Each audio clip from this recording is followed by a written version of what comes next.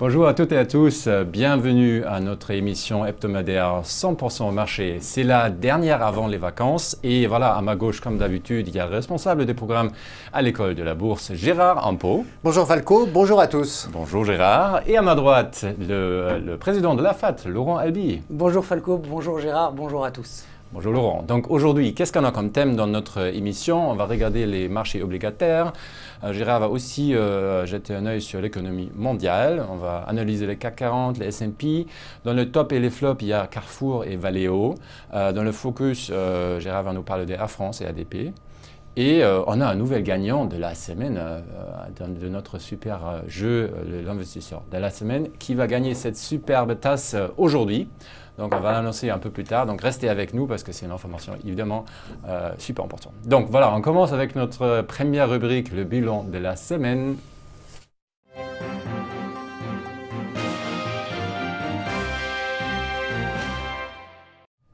Alors, Gérard, est-ce qu'il fait chaud sur les marchés obligataires? Il fait très chaud en ce moment, Falco, Oui. et pas seulement dans le studio ou à Paris, dans les grandes villes, mais aussi sur les marchés obligataires qui se posent la question de savoir si les banques centrales sont sérieuses ou pas.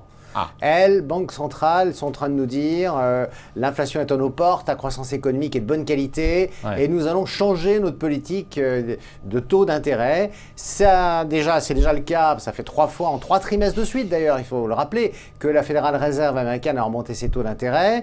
On devrait demain avoir une remontée des taux d'intérêt au Canada par la Banque centrale et on a au niveau de la Banque centrale européenne un changement de discours. On nous explique qu'il n'est plus question de baisser les taux d'intérêt et qu'on pourrait normaliser les taux d'intérêt. Alors maintenant, comme le dirait Laurent, fort justement, à la recherche désespérée de l'inflation, parce qu'on ne voit pas trop revenir l'inflation, même si on a tous ce sentiment que l'économie réelle va mieux, que le commerce mondial est en train de reprendre quelques couleurs et que, on le verra tout à l'heure, lorsqu'on regarde les indicateurs avancés de l'industrie un peu partout dans le monde, ils sont très bien orientés. Donc l'été est chaud, les taux remontent et on ne peut pas avoir à la fois des taux sur le marché obligataire qui remontent longtemps et une bourse qui se tient bien. Il va bien falloir à un moment donné qu'un des deux camps gagne. Eh bien, on saura sûrement pendant l'été ou après l'été ce qu'il en est. Bon, très bien, merci beaucoup Gérard. Donc, marché obligataire chaud. Qu'est-ce qui fait le CAC 40 dans cette situation en fait? Eh bien écoutez, le CAC 40, j'ai envie de dire qu'il continue sa léthargie. Il est en vacances, notre CAC national, puisque... Fait la sieste. Voilà, il n'y a aucune direction sur l'indice et on est maintenant dans une petite consolidation à l'intérieur d'une consolidation plus grande. Explication. Je vais zoomer pour vous permettre de voir un petit peu mieux ce qui se passe. La semaine dernière, souvenez-vous, on avait recommandé un produit à l'achat. Il y a eu un retard à l'allumage. Le marché n'a pas baissé, mais il n'a pas non plus progressé. On conserve cette lecture haussière, mais alors là vraiment avec des pincettes, Falco, parce que le fait qu'il y ait ce retard et ce manque d'intérêt de la part des acheteurs, c'est quand même une première petite sonnette d'alarme. Pour autant, le support à 5130 points, il n'est pas cassé, il est même défendu. Alors ce qu'on va faire, c'est que comme le marché est lent, eh ben nous aussi, nous allons devenir lents, c'est-à-dire patients et disciplinés. J'ai tracé ici une petite résistance immédiate à 5200 points. Autrement dit, si elle est franchie, on paye un call. Si elle n'est pas franchie, alors ça veut dire que ce rebond potentiel qui est actuellement en formation, qui est encore latent puisqu'il serait manifeste sur le dépassement de la résistance, eh bien si on ne dépasse pas, on ne fait rien et ça veut dire que le marché va continuer de baisser, peut-être jusqu'à 5000 points, Falco. Il faudrait quand même que les acheteurs se réveillent parce que là, ça commence à être un petit peu difficile de voir ce rebond se mettre en place. Alors dans ce contexte, vous l'avez compris, on paye un turbo call de code WF10B, mais attention, je le répète, c'est important, il vaut mieux attendre la confirmation du marché avec une clôture au-dessus de 5200 points. Merci beaucoup Laurent. Donc avant que je vais vous présenter cette turbo call sur la CAC 40, je vais vous rappeler la phrase mythique de notre émission que les produits présentent un risque de perte en capital en cours de vie et aussi à l'échéance. Donc avant d'investir, allez sur notre site d'internet produitsbourse.bnpparibas.fr pour vous former sur le fonctionnement de nos produits à l'aide des brochures et aussi des vidéos qu'on a sur notre site. Donc formez-vous avant d'investir. Donc, je vais vous présenter maintenant le turbo call sur le CAC 40 WF 10B qui a un prix d'exercice, aussi une barrière désactivante de 5080, une échéance de 15 septembre 2017 et un levier ce matin de 46,63. Tout ça pour un prix de vente ce matin de 1,04 € pour un CAC 40 de 5164,31. Et on continue notre bilan de la semaine avec Gérard. Et l'économie mondiale, comment est-ce qu'elle va? Elle va bien?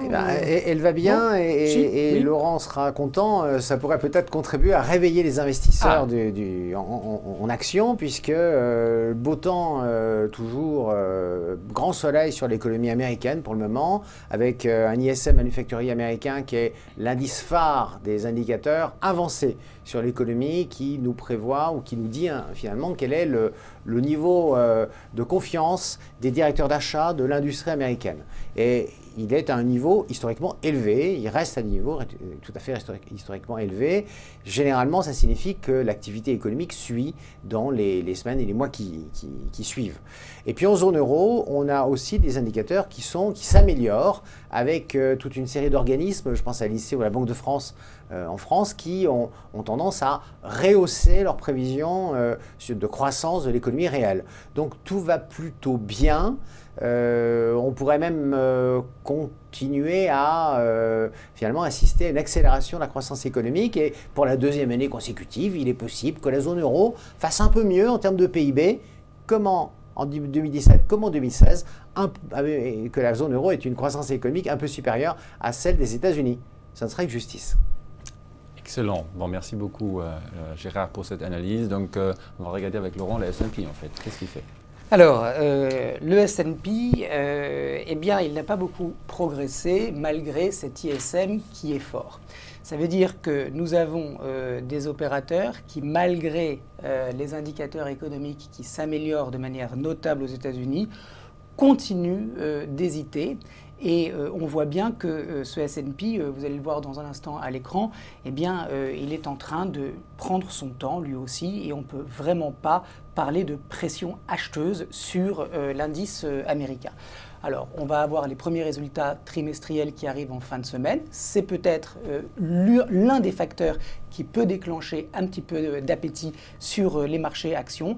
Est-ce que les opérateurs ont peur des valorisations qui sont élevées aux États-Unis? Est-ce qu'ils craignent la posture à venir de la Fed et une remontée éventuelle des taux? On ne le sait pas. En tout cas, ce qu'on voit, c'est que l'appétit pour le risque, pour le moment, est plus que mesuré.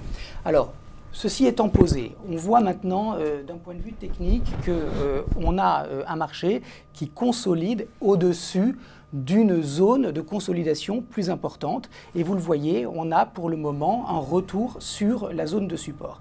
Alors, vous le savez également, depuis plusieurs semaines, on paye ce S&P, il n'y a pas beaucoup de mouvement, mais pour le moment, je n'ai pas envie de le vendre. Pourquoi? Eh bien parce que je ne vois pas de pression vendeuse significative.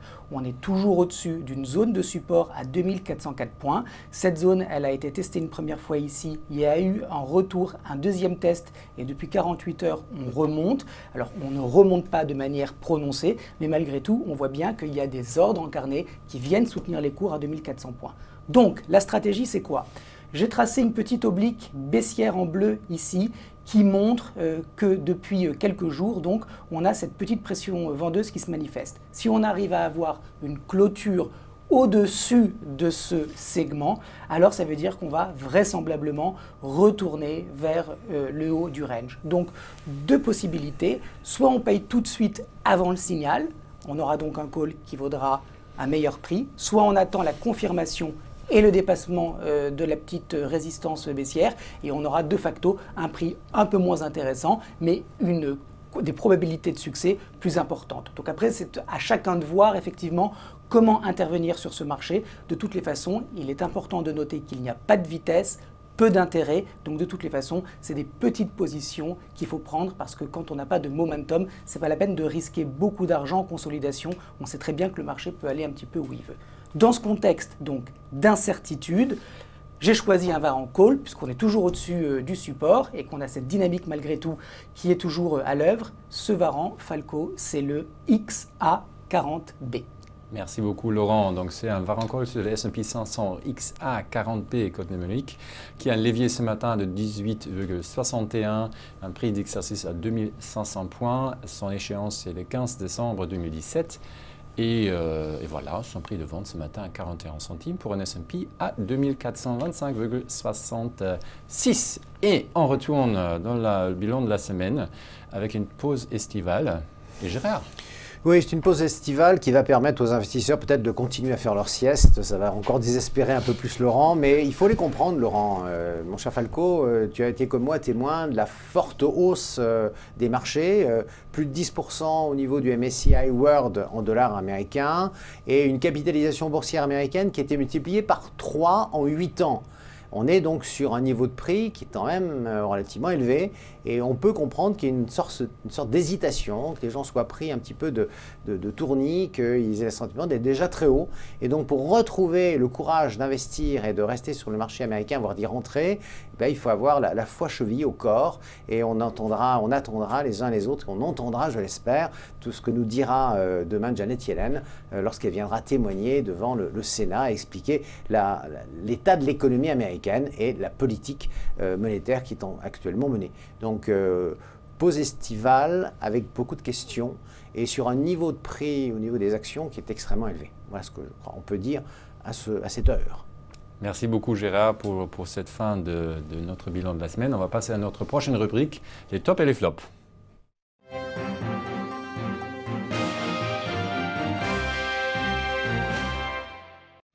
Alors Gérard, quelle action est-ce qu'il y a dans les tops et les flops?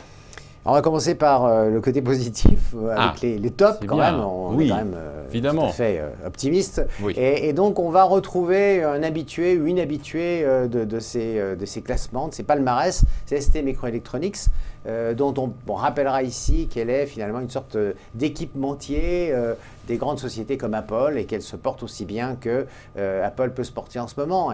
Et donc on est là toujours dans une sorte de flux d'investissement et d'excellents résultats. Veolia, qui n'est pas forcément un habitué de nos palmarès, on rappellera que Veolia est le leader mondial de la distribution de l'eau et de la gestion des déchets, grande spécialité française, que Veolia doit faire face à une sorte de concurrence entre Suez, qui est le numéro 2 français et le numéro 2 mondial, qui vient de réaliser une grosse opération de croissance externe en rachetant les actifs eau de General Electric aux États-Unis. Et donc Veolia est en quelque sorte condamné à répliquer s'il veut rester numéro 1, s'il veut rester crédible aux yeux des investisseurs. Donc son PDG récemment, en marge des entretiens des réunions économiques d'Aix en Provence, a annoncé qu'il avait les moyens de réaliser une grosse opération de croissance externe.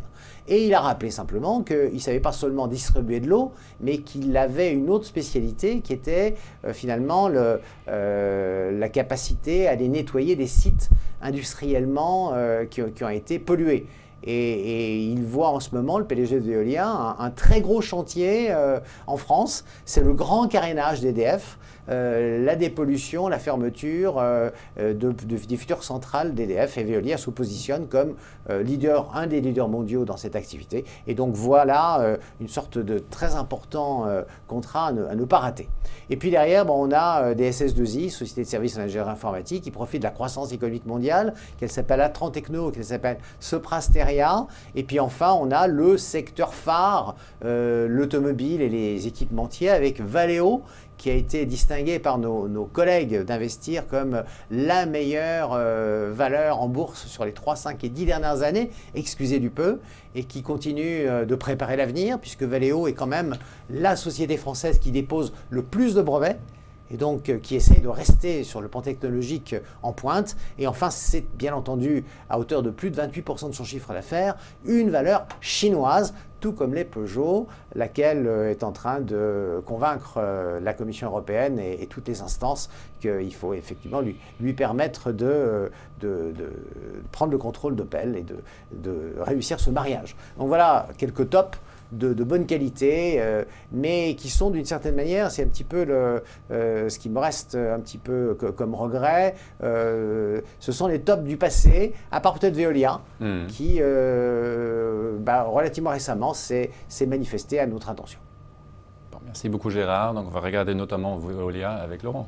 Oui Falco, alors effectivement j'ai retenu moi cette semaine Veolia parmi les valeurs qui viennent d'être énoncées parce qu'on a sur le titre une dynamique qui est intéressante. Depuis le mois de mars on est dans une tendance haussière significative et puis on consolide maintenant de manière assez ordonnée. Regardez, j'ai tracé ce petit canal baissier pour montrer que la dépréciation des cours actuels s'inscrit bien dans le cadre d'une correction et qu'on a peu de volatilité et un marché qui est revenu sur la première zone de support à 18,50 €. Sur cette zone, on a eu un rebond depuis 3 jours et on est allé d'un seul coup, j'ai envie de dire, rejoindre la borne haute de ce canal baissier. Et on est maintenant juste en attente sous ce canal. Alors, de deux choses l'une. Soit effectivement la reprise va avoir lieu sur Veolia et auquel cas on peut se positionner si on y croit dès maintenant. Ou, deuxième option, comme d'habitude, on attend la confirmation du marché, c'est-à-dire que... Alors attendez, j'ai perdu mon chart. Voilà, on attend la confirmation du marché, c'est-à-dire que le franchissement de 19,46 € sera le signal comme quoi les acheteurs reviennent en force sur le titre. Et là, pour le coup, on pourrait aller tester la prochaine résistance à 21 €. Donc vous le voyez, on a un titre qui est en train de se reprendre. J'ai mis en bas un MACD qui est en train de croiser. Il va falloir là aussi attendre la confirmation de ce croisement et donc la sortie de ce canal. Donc haussier sur Veolia, soit dès maintenant pour avoir un meilleur prix, soit parce que les marchés sont eux-mêmes incertains. On attend nous aussi d'avoir la confirmation et donc le dépassement de la résistance, auquel cas on pourra acheter un Turbo Infini Best Call de code WN21B. Merci beaucoup Laurent. Donc c'est un Turbo Infini Best Call sur Veolia avec le code mnémonique WN21B qui a ce matin un levier de 17,39, son prix d'exercice et aussi sa barrière désactivante est à 18,48 € et son prix de vente ce matin en centimes pour Veolia à 19,10. Donc avec cette Turbo Infini Best Call sur Veolia, on continue nos flops et on avait parlé de Veolia et maintenant peut-être EDF. Oui, avant d'arriver à EDF, et donc futur client de Veolia, semble-t-il, on retourne au secteur des semi-conducteurs à travers une forte baisse sur le titre Soitec, la jeune entreprise grenobloise qui est dans le même secteur que ST Microelectronics a fortement progressé au cours de ces derniers mois, et donc il y a une sorte de prise de bénéfice avec en plus toute une série de certains de ces actionnaires qui prennent leurs bénéfices, qui sortent partiellement en tous les cas, donc une forte baisse cette année, cette semaine, à l'égal d'EDF qui se signale avec un flot de nouvelles, la plupart du temps très négatives. Ce sont des retards ou des surcoûts à Hinkley Point, par exemple, le grand projet d'EPR britannique. Ce sont les pouvoirs publics qui cherchent à regarder de plus près, bien sûr, ce qui se passe chez EDF. Et c'est M. Hulot, nouveau ministre, qui annonce la fermeture. Et il annonce un chiffre de 17, donc non pas centrale nucléaire, mais 17... comment on appelle ça dans les centrales nucléaires, on a des réacteurs. Merci Laurent, bonjour, merci beaucoup. Donc 17 réacteurs qu'on envisage de fermer, donc on a un chiffre, et en même temps, on peut faire tourner les calculettes, et tout ça devrait coûter très cher. Ensuite, Sodexo, qui est une société qui propose toute une série de services aux entreprises, en particulier, bien sûr, la restauration collective, mais aussi la gestion des immeubles, qui a annoncé une évolution moins favorable qu'espérée de son chiffre d'affaires, 1,5% au lieu de 2,5%. Vallourec, qui est bien entendu dans le secteur pétrolier, souffre à la fois d'un prix du baril de pétrole insuffisamment élevé pour donner du courage à ses clients pour lui racheter des tuyaux, mais en même temps de frais financiers qui font subir une sorte d'effet de ciseau négatif au résultat de Vallourec. Et puis Technip FMC, le carnet de commandes est en train de baisser, ils font comme neige au soleil, c'est pas bon du tout. Quant à Carrefour, Carrefour c'est quand même, après le changement de président, un point qui est fait, et c'est finalement la difficulté de faire face à une concurrence exacerbée, essentiellement en France, sur la base française, avec un Leclerc qui est tout à fait agressif, et pour lui résister, une bagarre qui fait baisser les marges de Carrefour. Carrefour qui finalement peine aujourd'hui à convaincre, malgré son changement de présidence, qu'elle est remise sur une route favorable. Donc Carrefour, autre dossier problématique. Merci beaucoup Gérard. Donc Carrefour, comme dernière valeur, est première pour Laurent en fait. Oui Falco, donc effectivement, hein, on a retenu cette semaine Carrefour. Alors c'est vrai que le titre a beaucoup baissé cette semaine, mais ça fait en fait depuis plus d'un mois que Carrefour est mal orienté, avec un échec patent pour dépasser cette résistance à 23 €. Regardez, je zoome un petit peu, voilà, ça c'est cette zone des 23 €, et on voit bien qu'après cette jambe de hausse qui avait une nature impulsive, on a eu une claire obstruction du marché pour dépasser ce niveau, avec beaucoup d'offres qui est rentrée donc sur le marché, et c'est ce qui a fait baisser les cours. Alors, on a fait une première jambe de baisse, une première petite correction, et puis on est reparti à la baisse avec pour le coup un gap baissier, une cassure de support et une grande bougie noire. Autrement dit, il y a une dynamique de dépréciation qui est actuellement à l'œuvre, et on va donc acheter un produit pour profiter de cette dynamique qui est négative à court terme sur Carrefour. Autrement dit, on va acheter un Varan Put. Alors, pas forcément aujourd'hui, peut-être qu'on peut attendre un petit peu. Regardez, si on avait la chance d'avoir un retour dans cette zone entre 21,50, 21,60 et 21,80, c'est ce qu'on appelle en analyse technique un pullback, c'est-à-dire une respiration, et bien si on avait un petit peu d'upside pour revenir sur cette zone, et bien ça serait le prix parfait pour intervenir et donc acheter, vous l'avez compris, un Varan Put. Alors ce produit Falco, pour profiter de la baisse de court terme de Carrefour, c'est le XB39B. Merci beaucoup Laurent, et je suis en même temps très triste qu'il n'y a pas de Théophile aujourd'hui en fait. C'est vrai. C'est dommage avant les vacances, mais bon, il est déjà dans les vacances Théophile a priori. Donc il s'agit d'un Varan Put sur Carrefour XB39B qui a ce matin un levier des 7,31, qui a un prix d'exercice de 19,50, une échéance du 15 décembre 2017 et un prix de vente ce matin de 18 centimes pour un prix de Carrefour de 21,166. Voilà, et avec cet dernier produit sur Carrefour, on va passer à notre prochaine rubrique, le Focus.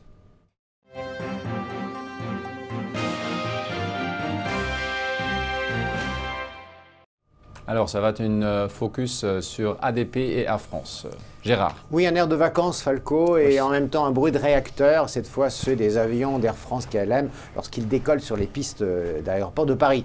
À l'aéroport de Paris, voilà un beau dossier pour les pouvoirs publics, un dossier où il est possible de sortir sans être critiqué, puisque la progression du titre a été tout à fait spectaculaire. L'État possède encore un peu plus de 50% du dossier. L'ADP non seulement gère à hauteur de 60% de son chiffre d'affaires, bien entendu, les aéroports parisiens, on connaît bien cette activité-là, mais à hauteur de près de 20%, c'est aussi un commerçant qui possède des galeries marchandes et qui les gère et qui, en tous les cas, encaisse des loyers.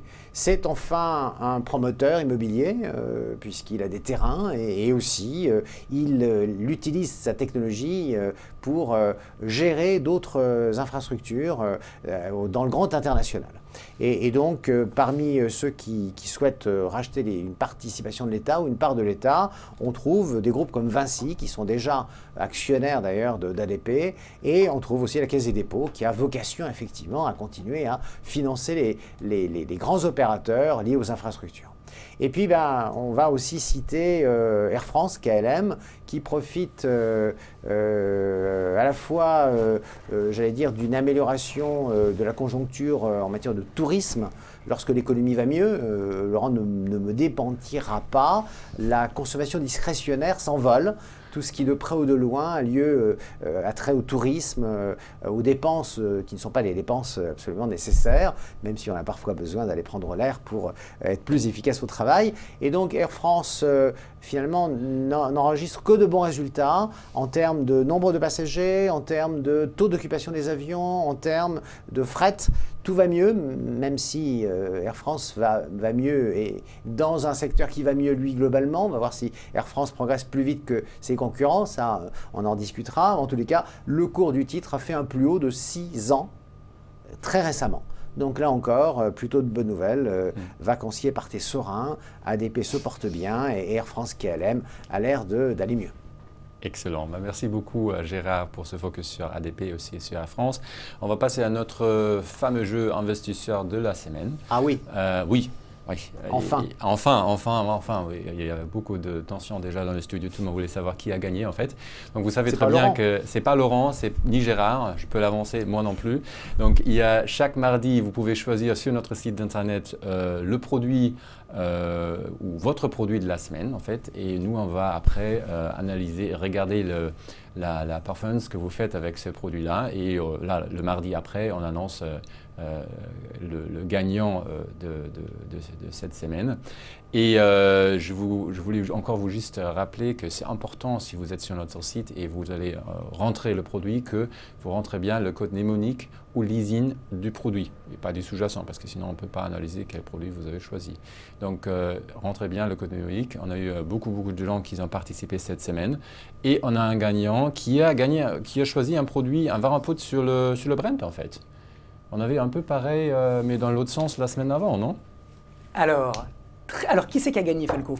J'annonce après. Non, pas encore. Non, pas encore. Alors, on ne va pas dévoiler tout de suite le nom de notre investisseur. Il a fait 35% quand même. Mais c'est un très beau trade. C'est un trade qui fait plaisir, j'ai envie de dire. Alors, souvenez-vous, le Brent, on était contre à rien, on a payé le support, on a bien profité. Eh bien, nous avons eu un investisseur qui, lui, n'était pas contre à rien. Peut-être qu'il a été avec nous et ensuite qui s'est remis dans la tendance. Regardez le chart. On a eu effectivement sur le Brent un retour de la tendance. Alors ce niveau ici que vous voyez à 50 €, souvenez-vous quand on a payé ce Varan call sur le Brent, on disait qu'on visait pas plus que 50 voire 51. C'était vraiment un repli dans une tendance baissière. Eh bien notre gagnant de la semaine, il s'est inscrit dans la tendance et il a raison. C'est toujours quelque chose d'intelligent à faire. Alors qu'a-t-il fait? Eh bien vous le voyez, il y avait ici ce niveau de résistance à 50 €. C'est un 50% de retracement de toute l'impulsion précédente. On a une moyenne mobile qui passe justement par ce niveau et qui était une résistance dynamique. On a ce canal baissier que j'ai tracé pour bien montrer que la dynamique était une dynamique de dépréciation.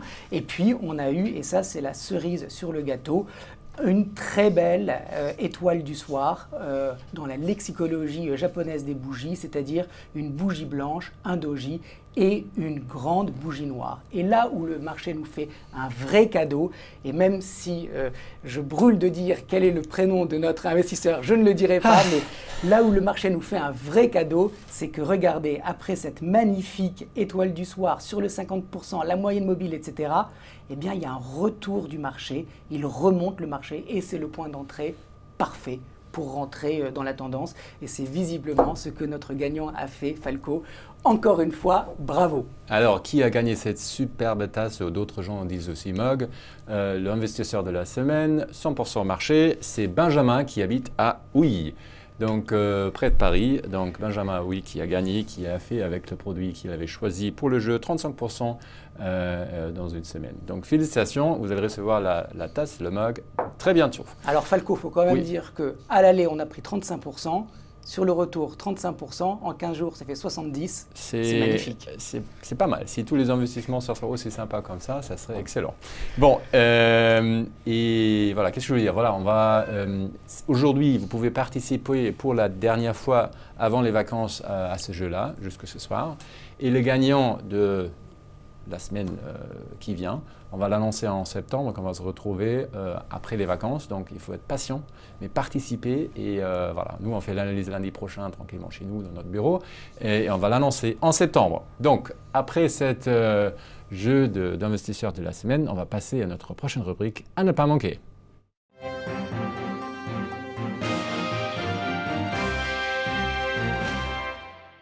Alors Gérard, qu'est-ce qu'il ne faut pas manquer dans le monde cette semaine? Alors au-delà de ce qui va se passer au niveau de la Banque centrale canadienne, on écoutera avec attention ce que nous dira Janet Yellen dans les jours qui viennent. Et puis sur le plan des statistiques, les semaines seront encore riches, à la fois en Allemagne à travers la balance commerciale. On verra si les exportations allemandes en direction entre autres de la zone euro ont repris leur envol, ce qui devrait être le cas avec une économie qui est extrêmement en croissance au niveau de la zone euro, avec des échanges intra-européens qui sont très, très importants. La production, le chiffre de la production industrielle est à regarder, et puis tout ce qui concerne de près ou de loin les prix à la consommation en Allemagne, en France, aux États-Unis aussi. Et aux États-Unis, le livre beige, c'est-à-dire l'état de l'Union sur le plan économique, au niveau de la Fed, les prix à la production et puis les ventes de détail. Et on terminera avec un indicateur que j'aime beaucoup, qui est l'indice de confiance des consommateurs du Michigan, qui est très lié à la consommation réelle des Américains. Et donc on regardera si on reste à un bon niveau. Super, merci beaucoup Gérard. Et donc, qu'est-ce qu'ils font les entreprises? Alors, les entreprises, moi je pense qu'un des feuilletons de l'été s'appellera EDF. Et je pense que c'est déjà un feuilleton qui dure depuis un bon moment. Reste à savoir si le flot de nouvelles restera extrêmement négatif. Et puis je voudrais revenir sur Nestlé, dont j'avais abordé avec vous il y a déjà quelques émissions, le fait qu'il était victime d'un activiste, un hedge fund, Third Point, qui avec 1% du capital, et qui avec cela est le 8e actionnaire de Nestlé, a commencé à, en quelque sorte, essayer de réveiller la belle endormie en proposant que Nestlé améliore ses marges, lance des opérations de rachat d'actions et de leur annulation et se sépare d'actifs non stratégiques. Par là, il est plutôt question de la participation de Nestlé dans L'Oréal. On voit donc que ce sont des grandes valeurs que nos éditeurs connaissent bien. Nestlé a répondu positivement à une première annonce dans les heures qui ont suivi l'entrée de Third Point et le fait qu'il exigeait toute une série de choses. Et Nestlé a annoncé un plan de rachat d'actions en vue de leur annulation de plus de 20 milliards de francs suisses, ce qui fait 18 milliards d'euros d'ici à 2020. Donc c'est une première demande qui a trouvé une réponse favorable de la part de Nestlé. Qu'en sera-t-il demain de la demande, toujours de Third Point, de revendre une partie des actifs non stratégiques, dont de la participation de Nestlé dans L'Oréal, dont on rappellera qu'elle est logée à l'intérieur d'un pacte d'actionnaires. La suite au prochain épisode qui pourrait être effectivement un épisode estival. Merci beaucoup Gérard. Donc on est arrivé à la fin de notre émission, notre dernière émission avant les vacances. Donc il me reste en fait à vous dire merci beaucoup Gérard et Laurent pour cette superbe émission aujourd'hui. Merci d'avoir été avec nous. Et voilà, on vous souhaite de super vacances, un très bel été et on se retrouvera en septembre en fait pour le 100% marché, mais aussi cette semaine encore pour le webinaire revue technique des marchés avec Laurent Albi le 13 juillet à 17 h et 100% marché le 5 septembre à midi comme d'habitude, notre prochaine émission 100% marché. Merci d'avoir été avec nous. À bientôt. Au revoir.